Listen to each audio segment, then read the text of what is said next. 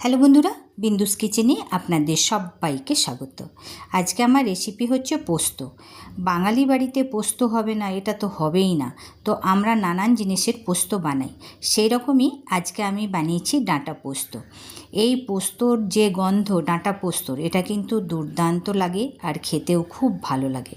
তো এই ডাঁটা পোস্ত আজকে আমি কীরকম করে বানালাম সেটা একবার দেখে নেব।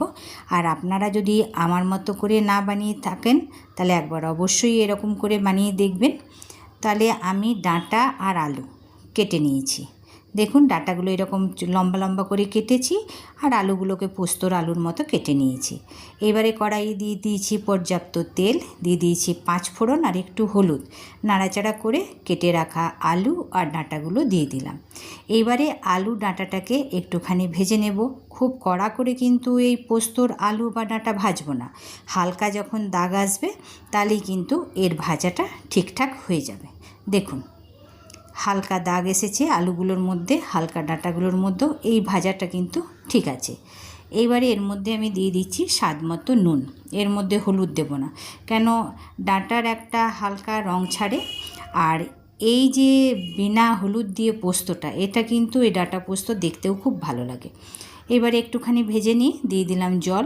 আগে জল দিয়ে ডাঁটা আর আলুটাকে সিদ্ধ করে নেব। ভালো করে একবার নাড়াচাড়া করে নিয়ে 5-7 মিনিটের জন্য ঢেকে দিচ্ছি। 5-7 মিনিট হয়ে গেছে। এবারে ঢাকাটা খুলে দিলাম।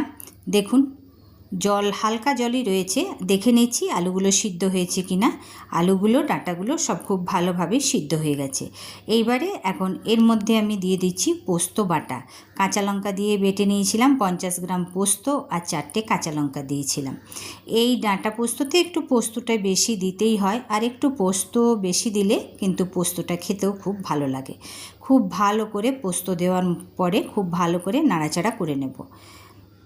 তাহলে বন্ধুরা, আমার এই পোস্ত রেসিপি যদি আপনাদের ভালো লাগে তাহলে বিন্দুস কিচেনকে লাইক সাবস্ক্রাইব অবশ্যই করবেন, অনেক অনেক করে শেয়ার করবেন, অনেক অনেক করে কমেন্ট করবেন, আর একবার অবশ্যই বানিয়ে দেখবেন। খুব ভালোভাবে নাড়াচাড়া করে নিয়ে পোস্তর বাটি ধুয়ে একটু জল দিয়ে দিলাম। আর এর মধ্যে জল দেব না। এইবারে এই পোস্তটাকে ভালো করে এখন আমি নাড়াচাড়া করতে করতে একদম শুকিয়ে নেব। আর যদি আপনারা একদম শুকনো না পছন্দ করেন তাহলে এই সময় এটাকে নামিয়ে নিতে পারবেন। কিন্তু আমার বাড়িতে পোস্ত সবাই শুকনোটাই বেশি পছন্দ করে, আর ডাঁটা পোস্ত শুকনো শুকনোটা খেতে বেশি ভালো লাগে। তো দেখুন, খুব ভালোভাবে ফুটে উঠছে। এবারে খুব ভালো করে আমি শুকিয়ে নেব। দেখুন, নাড়াচাড়া করতে করতে পোস্ত আমি শুকিয়ে নিয়েছি। পোস্ত আমার রেডি হয়ে গেছে। যেমন দেখতে তেমন হবে খেতে।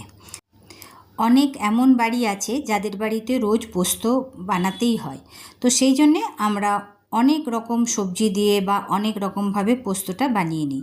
তো সেই রকমই আজকে আমি ডাঁটা দিয়ে পোস্তটা বানালাম। আর আমার এই পোস্ত রান্না যদি আপনাদের ভালো লাগে তাহলে ভিডিওটা শুরু থেকে শেষ অবধি দেখবেন। দেখার পর যদি আপনাদের রেসিপিটা ভালো লাগে তাহলে অবশ্যই কমেন্ট করে জানাবেন। তাহলে বন্ধুরা, এই রকম রেসিপি নিয়ে আবার আসবো। ভালো থাকবেন, সুস্থ থাকবেন, আবার দেখা হবে।